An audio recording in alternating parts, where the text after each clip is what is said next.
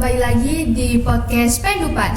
Creativity is the only way to survive. Spendupan Pasti bisa, bisa. Iki lore, yes. Belajar Pancasila, Cerdas berkarakter. Nah, kita kembali lagi di podcast Spendupan. Perkenalkan, nama saya Almira Rahmamazia dari kelas 8E. Dan kali ini kita kedatangan tamu yang sangat tidak terduga kehadirannya, yakni Kak Raka dan juga Kak Reiki.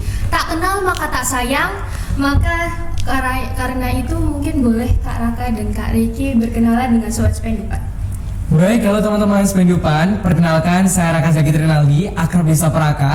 Saya adalah ketua dari organisasi pelajar Surabaya. Saya berasal dari SMP Negeri 1 Surabaya. Halo teman-teman semuanya, Sobat Spendupan yang berbahagia hari ini. Perkenalkan, nama aku Reiki Hairan Ananta, biasa dipanggil Reiki dari SMP Negeri 13 Surabaya. Nah, jadi untuk Kak Raka dan Kak Reiki ini merupakan ketua dan juga wakil ketua dari organisasi pelajar Surabaya. Boleh dong Kak diceritain, menurut Kak Raka dan juga Kak Reiki, arti dari organisasi itu apa sih Kak? Baik, siapa dulu nih? Monggo dari Kak Raka. Oke. Jadi kalau menurut aku sendiri, organisasi itu adalah wadah dari sekumpulan ide atau juga kreativitas yang mampu dihasilkan oleh setiap individu gitu. Jadi di dalam organisasi kita memiliki tujuan, visi yang sama gitu. Oke, sekarang aku ya. Organisasi menurut aku pribadi adalah bagaimana caranya kita bergabung dalam suatu komunitas atau suatu perkumpulan yang dimana untuk mencapai tujuan serta visi dan misi tertentu yang hampir sama disampaikan oleh Kak Raka tadi. Jadi kita berkumpul, bekerja bareng-bareng, terus kerjasama bagaimana cara menciptakan tujuan-tujuan baru, dan tujuan itu mungkin menjadikan hasil-hasil terbaik bagi perkumpulan tersebut. Baik, jadi intinya organisasi itu seperti sekumpulan orang yang bekerja sama, saling bergandengan tangan untuk menuju tujuan yang bersama juga. Betul sekali. Untuk Kak Raka dan Kak Reiki sendiri ini, alasan apa sih Kak yang membuat kalian aku harus join organisasi atau aku mau join organisasi nih? Lagi dulu aja. Oke, aku duluan ya.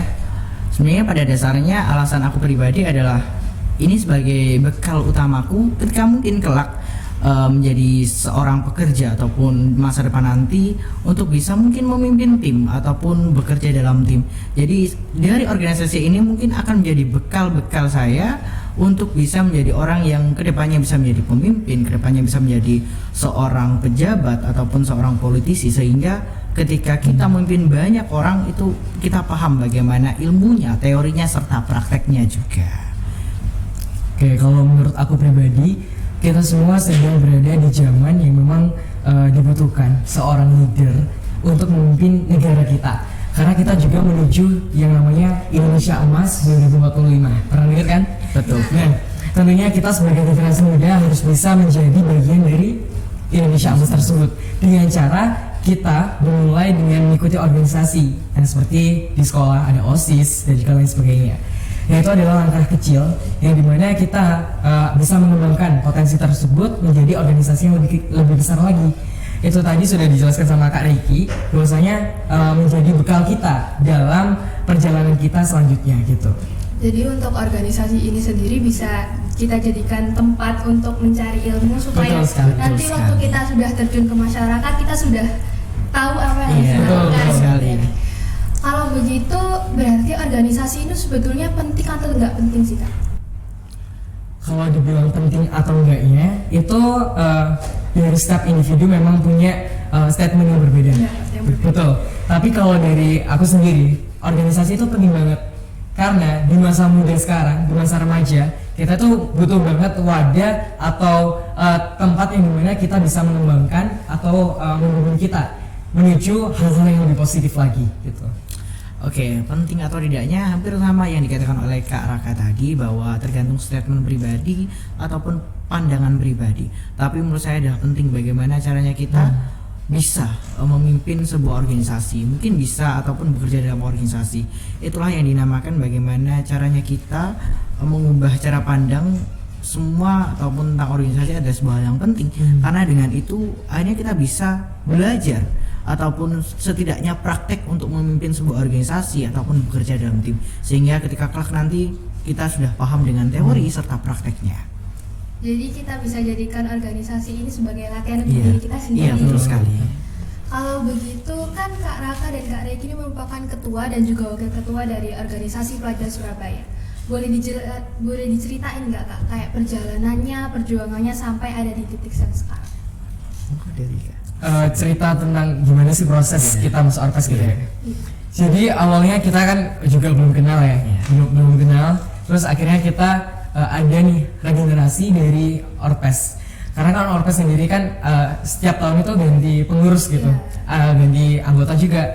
Yang sekarang kan organisasi pelajar Surabaya generasi 12, sebelumnya generasi 11. Nah, Oktober 2023 itu diadakan regenerasi, ya kan Regi? Ya betul sekali. Ya, regenerasi yang dimana kita semua ketua OSIS ya, ketua OSIS seluruh SMP sekota Surabaya itu menjadi satu dan kita mengikuti pembelajaran gitu, karena ada juga pemateri-pemateri hebat yang memberikan materi kepada kita.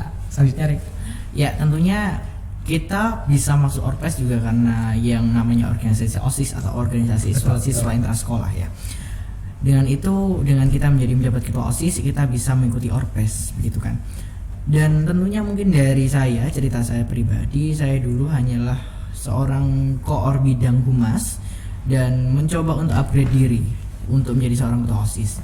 Akhirnya daripada tersebut masuk dalam regenerasi yang tadi disampaikan oleh Kak Raka pada bulan Oktober ya 2023. Pada saat itu tiba-tiba kan ada seperti forum group discussion ya Mas ya. Betul. Iya. Itu setelah itu tersaringlah seorang calon-calon ketua Orpes dan wakil ketua ya sekarang atau teman-teman inti Orpes sekarang. Dan daripada itu setelah itu akhirnya kita bisa menjadi seorang ketua dan wakil sekarang. Wah, kalau begitu selama ini kan berarti kalau misalnya Kak Raka dan Kak Reki ini merupakan anggota yang ada di dalam Orpes sendiri, berarti Kak Raka dan Kak Reki juga mengikuti OSIS di sekolah kan? Betul sekali. Selain itu, apakah Kak Raka atau Kak Reki ada mengikuti organisasi atau kegiatan lainnya? Mungkin kalau dari aku sendiri, aku tergabung di Palang Merah Remaja Kota Surabaya, itu saja. Mungkin untuk organisasi lainnya selain itu mungkin tidak ada ya. Mas Raka mungkin? Kalau aku sendiri di sekolah itu karena aku pikirnya kayak kita itu bisa memperbaiki atau mengembangkan seluruh skill kita gitu, tidak hanya dalam satu organisasi saja, tapi kita juga bisa mencoba organisasi lain dengan tanggung jawab kita, bisa manajemen waktu dan juga bisa berkontribusi sesuai dengan job kita gitu. Kalau aku sendiri di sekolah itu ikut Dewan Galang Pramuka, ikut sahabat perpustakaan, Baper namanya kalau di SMP Negeri 1 Surabaya, Baper. Terus juga kalau di luar itu ikut Surabaya Next Leader. Habis itu ikut forum anak kelurahan sama kecamatan juga. Terus juga kalau organisasi luar lainnya yang tingkatnya nasional itu ikut juga pertukaran pelajar sama Merauke. Jadi akhirnya setelah mengikuti pertukaran pelajar kita menjadi satu organisasi gitu. Oke, jadi untuk perjalanan kalian dari awal sampai sekarang pasti nggak mudah ya Kak ya? Betul sekali. Kira-kira peran orang tua atau keluarga bagi kalian itu bagaimana? Kan dari awal kalian merintis untuk berkarya sampai ada di titik yang sekarang. Kalau boleh sejujurnya, aku terima kasih banyak sama keluargaku yang memang menjadi support system gitu dalam setiap kegiatan, dalam setiap organisasi. Karena mereka itu memberikan kebebasan bagi aku untuk bisa mengembangkan seluruh skillku gitu. Jadi selain diberikan kebebasan, mereka juga menuntun bagaimana aku bisa tumbuh dan juga bisa mengembangkan seluruh potensiku dengan cara menjadi support system. Jadi ketika aku lomba atau ikut kegiatan mereka itu betul selalu didukung, kayak disemangatin, terus kadang kayak dichatin gitu, gimana hasilnya, terus gimana gitu, bahkan sampai datang gitu buat support gitu. Jujur kayak bersyukur banget, terima kasih. Oke, mungkin dari cerita aku sendiri ya, memang peran orang tua itu penting sekali ketika mungkin dalam kita masa remaja ya, tentunya dalam proses peningkatan skill, peningkatan seluruh kapasitas diri kita untuk menemukan jati diri kita ya. Kalau keluarga aku sendiri benar-benar suportif banget, benar-benar didukung ya, apalagi dari keluarga inti ataupun keluarga besar benar-benar mendukung bagaimana aku bisa mengembangkan diri, bahkan sampai disupport dengan mungkin diberikan uang jajan ya ketika keluar, terus mungkin diberikan kebebasan untuk keluar asalkan dengan hal itu adalah hal positif tentunya. Jadi memang orang tua perlu banget peran ya, khususnya mungkin dari teman-teman yang sekarang sedang mencari kapasitas diri, mencari peluang untuk lebih maju di masa depannya, tentunya itu penting banget. Dan untuk saat ini keluargaku benar-benar suportif, benar-benar mendukung sekali bagaimana aku bisa meningkatkan kapasitas diriku. Jadi bagi kalian peran orang tua benar-benar seperti Betul. kayak anak kecil yang diajarin Iya, jalan gitu betul. ya. Sebenarnya kita kan juga remaja ya, butuh bimbingan dari orang tua. Kalau enggak kita bisa hilang arah. Iya. Kalau kakak sendiri gimana? Orang tuaku alhamdulillah sangat mendukung. Alhamdulillah, suportif banget. Iya, karena peran orang tua, keluarga itu benar-benar membantu kita untuk Tumbuh, terus maju. terus maju. Nah, kan Kak Raka dan juga Kak Reki ini ikut dalam organisasi. Yang namanya ada kebahagiaan, pasti ada kesedihan. Iya, betul sekali. Boleh diceritain nggak Kak, suka duka menjadi ketua dan wakil ketua dari organisasi pelajar Surabaya itu gimana? Mungkin ketuanya tahu saya dulu ya. Mungkin dari aku ya, memang suka dukanya adalah mungkin jarang ya, kalau mungkin lagi acara padat-padatnya mungkin biasanya di bulan-bulan Juli ini, di bulan-bulan Agustus ini proker tuh banyak-banyaknya, betul sekali. Nah itu akhirnya kita pulang sampai malam, terkadang juga mungkin kita jarang ngobrol sama orang tua, jarang deep talk atau obrol yang mungkin dalam banget sama orang tua. Akhirnya daripada itu ya itu memang yang harus dikorbankan, karena memang untuk membentuk kapasitas diri kita, value diri kita juga. Betul. Ya dengan itu ya memang itu ya suka dukanya ya. Kalau sukanya mungkin banyak sekali ya Mas Raka ya. Betul. Kita join organisasi. Kalau sukanya itu kita membahas apes ya, karena kan kita juga berbeda-beda gitu sekolahnya. Kita dipertemukan menjadi satu, akhirnya kita bisa menuangkan ide kita, menuangkan isi pikiran kita dengan sangat bebas, dengan begitu banyaknya gitu idenya dari SMP negeri seluruh kota Surabaya, SMP swasta sekota Surabaya, kita gabung jadi satu. Akhirnya kan kita juga bisa membangun relasi kita bersama-sama gitu. Bersama-sama. Ya, lebih punya teman. Iya, betul sekali, itu sukanya benar. Jadi kalau misal kita mau ketemuan nih lebih gampang gitu, bisa ketemu sama anak-anak yang memang di luar sama sekolah kita gitu. Tinggal langsung hubungin Iya, aja gitu ya. Betul. Oke. Tadi kan sudah disebutkan ya dukanya, jadi lebih sering pulang malam, terus jarang ngobrol sama keluarga gitu. Kan kalau kita ada di dalam organisasi pasti waktu kita banyak dimakan sama organisasi itu sendiri kan. Gimana sih caranya kalian membagi waktu antara akademik, karena kita kan juga merupakan seorang pelajar, organisasi, dan untuk diri kita sendiri? Oke, izin jawab dulu ya. Iya. Jadi kalau buat aku sendiri, bagaimana sih cara kita untuk mempertahankan nilai kita di tengah-tengah kita hektik sama organisasi ataupun kegiatan lainnya? Jadi aku setiap pulang sekolah itu selalu menyempatkan untuk membaca ulang catatan atau pembelajaran yang udah dipelajari sama di sekolah.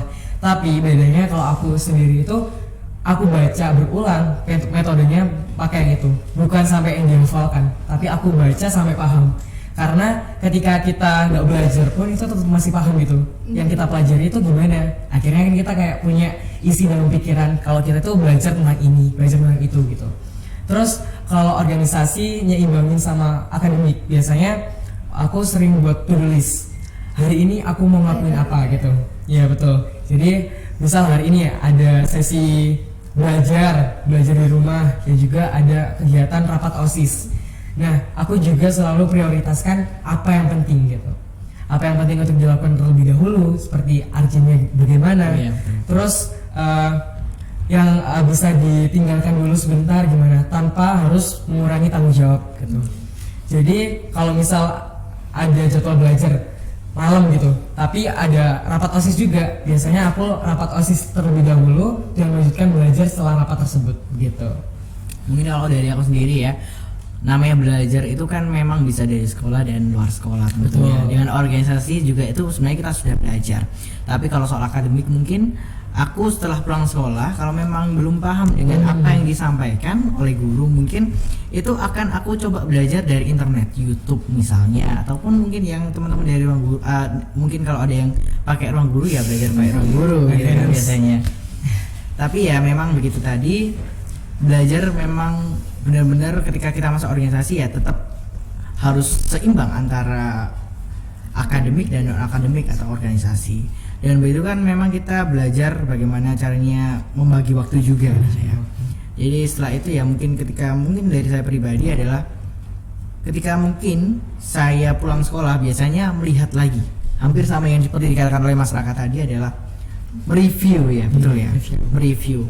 Maka dari itu setelah review kalau memang belum paham kita belajar lagi mungkin dari internet ya. Dan hampir sama juga mungkin prioritas utama. Sekiranya bisa ditinggalkan kita tinggalkan dulu, sekiranya nggak bisa ditinggalkan ya kita prioritaskan dulu gitu. Oke, untuk Kak Raka dan Kak Riki ini sepertinya sangat sibuk juga Iya. ya, ikut sana sini organisasi. Aku penasaran deh, kalian ini cuman fokus di organisasi aja atau juga ikut perlombaan gitu? Saat ini mungkin aku fokus di organisasi dulu ya, karena memang perlombaan saat ini aku setelah mungkin benar-benar fresh atau benar-benar turun dari organisasi akan mencoba langsung ke perlombaan gitu. Mungkin dari masyarakat. Kalau dari saya pribadi, saya juga harus bisa gitu punya prinsip harus bisa menyeimbangkan segala hal dari mulai organisasi, akademik ataupun non akademik seperti lomba-lomba. Nah alhamdulillahnya juga tahun kemarin ikut beberapa lomba seperti storytelling, terus pidato yang karena memang skillku dari SD itu suka banget sama yang namanya public speaking gitu. Jadi akhirnya harus bisa mengembangkan di tengah-tengah padatnya organisasi, bisa mengikuti lomba public speaking, storytelling, pidato dan lain sebagainya gitu. Terus juga aku suka banget ikut olimpiade, coba-coba gitu. Karena kan kita bisa mengembangkan potensi akademik kita dengan mengikuti olimpiade. Nah, untuk menjadi salah satu anggota ORPES, terutama di sini ada ketua dan wakil ketuanya, ada nggak sih Kak kayak tips and trick supaya bisa ngomong di depan banyak orang? Karena mau nggak mau ketika kalian sudah menjadi seperti ini kan kalian harus berani buat ngomong di depan orang gitu ya. Ada nggak tips and trick buat sobat Spendupan atau siapapun yang sedang menonton? Karena kan masih banyak nih pelajar yang malu-malu buat menyampaikan pendapatnya. Aku malu, aku nggak bisa gitu. Kalau dari aku sendiri itu sering banget punya yang namanya rasa ketika kita berbicara di depan publik itu menganggap seluruh audiens itu adalah teman kita sendiri. Jadi akhirnya kita punya rasa untuk bagaimana sih cara kita untuk bisa ngobrol langsung dengan teman kita. Tapi bedanya public speaking itu ngobrol dengan teman ditambahi dengan cara berbicara kita dengan bahasa yang sopan, bahasa yang tertata dan juga susunan katanya itu juga bagus gitu. Tetapi kita sebagai pemula atau sebagai pelajar itu tidak sangat harus banget gitu tertata bahasanya. Karena kan kita juga belajar. Karena nanti ketika kita sudah bekerja di salah satu perusahaan, kita juga membutuhkan skill public speaking gitu. Biasanya aku kalau di panggung gitu menganggap audiens itu adalah teman kita sehingga bisa asyik gitu ngomongnya. Kalau aku sendiri ya mungkin melatih public speaking itu memang harus langsung ke audiens atau ke teman-teman semuanya yang anggapannya seperti ini langsung praktek ya biasanya. Tapi mungkin kalau di rumah belajar bagaimana kita bisa mengolah kata mungkin dengan a i u e o dulu ataupun kita ngomong di depan kaca biasanya ya itu melatih juga public speaking kita. Padahal walaupun memang kadang karena tidak ada mungkin ya orang yang mungkin tidak gelisah, pasti ada kalanya kita gelisah juga ketika ngomong di depan audiens. Tapi ya betul yang disampaikan oleh masyarakat tadi bahwa anggap saja audiens kita itu teman sendiri. Akhirnya kan kita merasa oh ya kita dekat, walaupun memang nanti ketika kita mungkin jadi seorang public speaker adalah kita harus bisa menata yang namanya kata-kata yang mungkin sopan, bahasa yang baku dan lain sebagainya. Itu saja sih. Nah, untuk selama ikut organisasi, ada nggak pengalaman atau kegiatan yang paling berkesan bagi kalian? Kayak selalu teringat gitu. Mas Raiki, ada nggak? Kalau aku sendiri ya tentunya pengalaman berkesan ya, tentunya berkesan adalah ini join Orpes ini berkesan sekali, mungkin ya bisa dikatakan setiap eventnya, setiap acaranya tuh berkesan, tidak ada yang nggak berkesan semuanya. Terus kalau tambah dari aku, betul banget sama Kak Ricky bilangnya, kalau di Orpes tahun ini tuh super duper bikin Iya, benar. kayak apa ya, shock gitu loh. Karena sebelumnya itu ya bagus, tapi yang di tahun kita tuh lebih bagus Iya, lagi gitu bagus kan. lagi. Soalnya program kerjanya juga kita perbarui, terus kita lebih seimbangkan lagi, yang dimana itu sangat bermanfaat bagi teman-teman seluruh kota Iya, Surabaya gitu ya, betul. SMP sekota Surabaya. Terus juga bertemu dengan teman-teman pengurus itu asyik banget, bisa diajak diskusi, bisa diajak sharing gimana sih program kerja yang kita laksanakan gitu. Nah, untuk kalian sendiri selama di join di dalam organisasi itu kan pasti ada dong kayak titik-titik, aduh aku kok nggak bisa, aduh aku kayaknya nggak bisa deh. Itu ada nggak motivasi atau sesuatu yang membuat kalian itu aku harus bisa, aku harus bangkit gitu? Sebelum Oke, kalau dari aku biasanya itu suka banget lihat tokoh-tokoh yang dimana bisa menginspirasi diriku. Misal ada tokoh yang memang aku cerita waktu TK aja dulu ya. Waktu TK dulu itu dari PAUD itu suka banget sama dunia pilot karena punya cita-cita buat jadi pilot. Akhirnya aku bisa melihat bagaimana pilot itu menyetir pesawat gitu, terus juga bisa menyeimbangkan dengan keluarganya, hidupnya gitu. Akhirnya aku punya pandangan hidup bahwasanya aku juga harus bisa kayak pilot tersebut, harus bisa menyeimbangkan kegiatan belajarku dan juga menyeimbangkan organisasi, menyeimbangkan dengan kehidupanku yang aku bawa sampai sekarang gitu. Ya memang kadang itu orang memiliki rasa takutnya masing-masing ya. Betul. Mungkin punya pikiran yang masing-masing ya, ataupun trauma di masa lalu. Tapi menurut aku pribadi ketika kita ngomong nggak bisa, ya kadang kita merasa nggak bisa sendiri, ataupun kadang mungkin kita merasa bisa. Itu kembali ke diri masing-masing juga. Mungkin kalau aku sendiri bahwa semua itu bisa kalau kita lakukan dan kita pelajari dengan baik. Kita mencoba hal tersebut karena nggak ada salahnya sih mencoba itu. Betul. Kan kita nggak ada salahnya untuk aku mau nyoba ini deh, kira-kira bisa nggak ya? Mungkin menurutku kita harus belajar dari prosesnya. Untuk hasil itu semua bisa diperbaiki ya. Karena proses itu adalah mungkin guru terbaik dari seluruh ilmu yang ada atau guru yang terbaik. Jadi proses itu benar-benar yang akan membentuk diri kita untuk menghasilkan hasil terbaik. Kalau hasilnya hari ini nggak baik, mungkin selanjutnya Bisa dengan lebih proses baik selanjutnya bisa lebih baik lagi begitu. Kalau tambahan dari aku boleh nggak? Boleh. Jadi aku setuju dengan statement dari Kak Ricky bahwasanya tidak ada kata gagal sebelum kita mencoba. Karena kita kalau pikir-pikir ya, ketika kita bilang gagal padahal kita belum mencobanya, itu adalah suatu pressure bagi kita sendiri. Akhirnya kita punya rasa ketakutan yang lebih besar dan juga kita nggak bisa lebih maju gitu. Ketika kita gagal, betul kata Kak Ricky, gagal itu adalah proses dari perjalanan kita. Karena semua itu sudah ada yang namanya gagal dan juga berhasil. Gak semua gagal dan gak semua berhasil. Semuanya tuh punya proses perjalanan yang seimbang. Waktu pertama gagal dulu, tapi akhirnya finishnya berhasil. Gitu. Oke. Aku dari kemarin itu sempat ngelihat akun sosmed kalian kan. Aku lihatnya kalian sering bertemu sama banyak orang yang berjasa di Surabaya. Contohnya ada Pak Eri. Itu boleh dikasih tahu nggak sih kayak apa yang membuat kalian bisa bertemu dengan orang-orang berjasa tersebut? Kalau dari saya sendiri, biasanya saya sering menjadi MC di acara Dinas Kota Surabaya. Akhirnya mau nggak mau gitu ketemu sama orang-orang yang hebat gitu, orang-orang hebat yang dimana itu juga menjadi inspirasi bagi saya sendiri untuk bisa tumbuh seperti dengan sama mereka gitu. Mereka karena banyak sekali kan prestasinya, terus bagaimana mereka punya segudang ilmu-ilmu yang dapat disampaikan dan juga menjadi inspirasi bagi saya sendiri.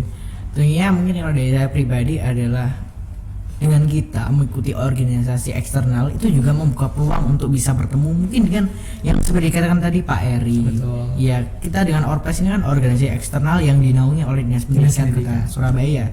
Jadi sehingga mungkin kita bisa ketemu dengan Pak Eri ataupun bahkan kita bisa bertemu dengan gubernur ataupun orang-orang yang berjasa bagi Indonesia ini. Jadi memang pada dasarnya dengan kita mencoba menjelajahi dunia baru yang sebelumnya kita nggak pernah ya mungkin. Betul. Kita dulu cumanya di sekolah aja belajar, kita nggak lihat dunia di luar sekolah. Ya itu kita nggak akan bisa ya melihat bagaimana ataupun bertemu dengan orang-orang yang sekiranya bisa berjasa untuk Indonesia. Jadi dengan mengikuti organisasi ataupun mengikuti kegiatan di luar itu sudah akan banyak membuka peluang untuk bertemu dengan orang-orang hebat berjasa. Karena dengan bertemu dengan mereka kita juga bisa terinspirasi. Betul. Iya, betul sekali. Oke, ini ada pertanyaan, sebenarnya bukan pertanyaan sih. Kayak ada nggak sih pesan untuk para pelajar di Surabaya gitu? Pesan dari kalian sendiri sebagai ketua dan juga wakil ketua dari organisasi pelajar Surabaya. Oke, dari aku sendiri untuk teman-teman Spendupan dan juga teman-teman seluruh kota Surabaya, marilah kita bersatu menjadi satu untuk bisa mengeluarkan karya-karya terbaik kita, menyongsong Indonesia Emas 2045 dengan menjadi generasi muda yang berkarakter, semakin membanggakan kota Surabaya dan juga Indonesia tentunya.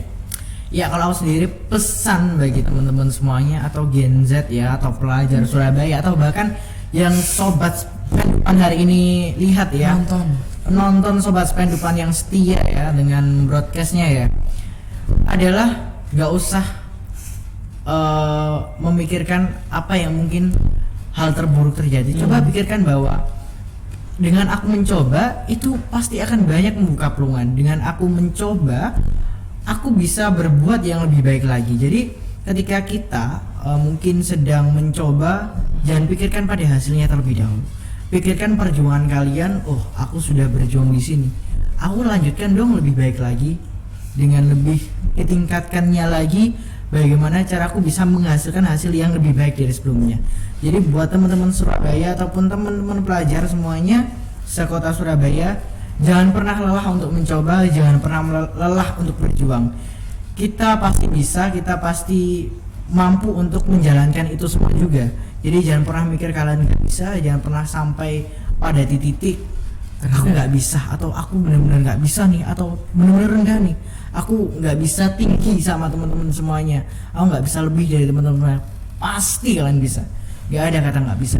No insecure ya guys. Ya, nggak usah memikirkan hal yang mungkin belum tentu terjadi. Pikirkan masa depan kalian, karena mimpi itu guys, mimpi itu gratis, nggak ada ceritanya mimpi bayar gitu kan. Betul. Jadi intinya jangan pernah takut mencoba dan nikmati prosesnya. Iya. Baik, gak kerasa ya Kak? Iya, Kita kerasa. sudah ngobrol kesana kemari, seru banget. Terima kasih atas kunjungannya. Terima kasih banyak. Gak kerasa kita sudah ada di penghujung dari podcast Pendupat ini. Terima kasih sekali lagi untuk Kak Raka dan Kak Reki atas kunjungannya dan untuk kisah-kisahnya. Semoga untuk para penonton yang menonton podcast ini bisa mengambil pesan dan juga menginspirasi kalian supaya lebih berkembang dan lebih maju lagi ke depannya. Untuk penutup boleh kita jargon dulu ya Kak? Boleh. Gimana tuh jargon? Yang Spendupan. Spendupan. siap. Oke, siap. Kalian harus tiru jargon Spendupan ya. Spendupan Pasti bisa. IQ yes. Dadah. Dadah.